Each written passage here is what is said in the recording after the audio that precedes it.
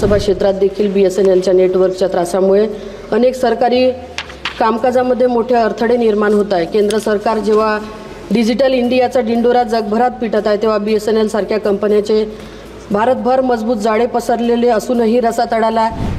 मी त्यांना विश्वास देतो की पंतप्रधानांच्या नेतृत्वामध्ये आमच्या देशामध्ये सरकारी कंपनीचा विकास आणि प्रगती सुनिश्चित आहेत आणि 10 वर्षामध्ये प्राय प्रगती झाली आमची सरकारी क्षेत्रामध्ये कंपनीचा देशामध्ये नहीं। या हाथ उठा के लोग कहे इनके तरफ से कि BSNL के मोबाइल कितने लोग यूज करते हैं, कहे हाथ उठा कर ये BSNL के अगर ये सर्विस इंप्रूव हुई ना, क्या झूठ बोलते हो यार।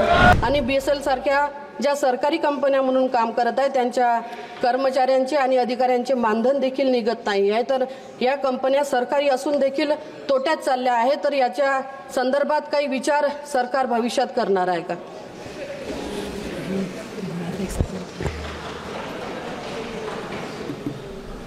अध्यक्ष महोदय, मी आमचे खासदार श्रीमती धनोरकरला मी धन्यवाद देतो की फार महत्त्वपूर्ण प्रश्न सदनचं जवळ त्यांचे ध्यान आकर्षित करायची कोशिश होती।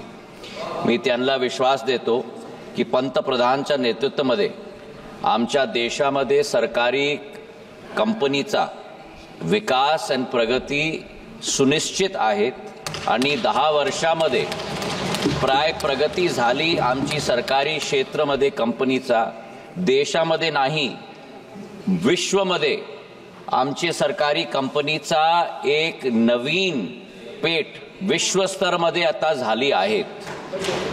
BSNLचा प्रश्न झाला तर मी त्यांना सांगतो की त्यांची सरकार होती ते समेतमध्ये BSNLची काय स्थिती झाली।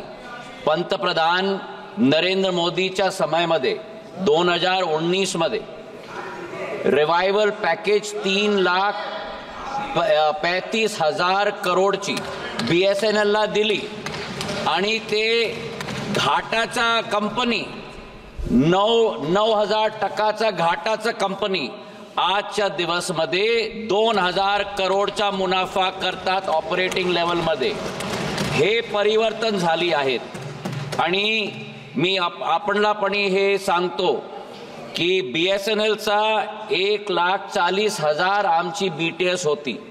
पंतप्रधान नरेंद्र मोदीजीची सोच आहे की आत्मनिर्भर भारतचा नीतीला घेऊन आमच्या देशामध्ये टेलिकॉम इक्विपमेंट त्याच्या आता आमच्या आयात होतात ते देशामध्ये मॅन्युफॅक्चर करून 4Gचा नेटवर्क आम्ही स्वतः करणार आणि पिछडे आमचे 8 माहामध्ये 60,000 BTS BSNLच्या इंडिजिनस 4G इक्विपमेंट मध्ये आता संपूर्ण झाला आहेत, म्हणजे 40% वृद्धी झाली BSNLची BTSची। जे BSNLचे BTS करीब 1,40,000 ची होती आता 2 लाख झाली।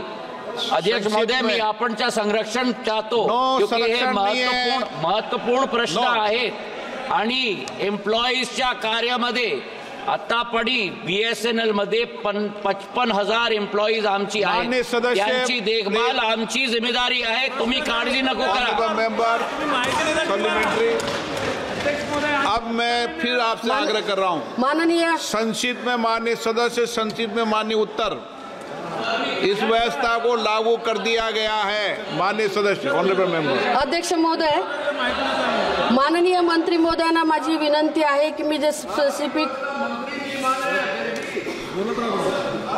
माननीय मंत्री महोदयांना माझी विनंती आहे की मी जे स्पेसिफिक 2 प्रश्न विचारले मला फक्त त्या प्रश्नाचं उत्तर पाहिजे होतं। मी तुमच्या विभागाची माहिती अजिबात विचारलेली नाही। मागील 10 वर्षात जे तुमचे जिओचे उपभोक्ताधारक असेल, तुमचे BSNLचे आहे, VIचे आहे आणि याच्या अगेन्स्टमध्ये जाऊन तुमचे BSNLचे तुमचे किती उपभोक्ताधारक आहे याची संक्षिप्त माहिती तुम्ही मला देणार का? आणि देत असाल तर जे आपण पाहिलं असेल की मागच्या 10 वर्षात 50% सुद्धा कर्मचाऱ्यांचं मानधन नाही आहे। महाराष्ट्राची जनताचा निर्णय तो झाला यांच्याजवळ, आता निवडणुकीमध्ये त्यांचा निर्णय झाला यांच्याजवळ आणि त्याच्यानंतर आता ते मला सांगतात की तुम्ही मोठा उत्तर नको द्या, जनताच्या उत्तरपणी त्यांना स्वीकार नाही, हे स्थिती त्यांची झाली. आता प्रश्न झाला की BSNLचे मोबाईलचे उपभोक्ता, मी त्यांना सांगतो की हे वर्षामध्ये एप्रिलचा माह तर नोव्हेंबरच्या माहामध्ये 90 लाख उपभोक्ताची बढोतरी BSNLची झाली. 8,80,00,000 आमचे उपभोक्ता होते, आता आमचे 9,70,00,000 उपभोक्ता झाले.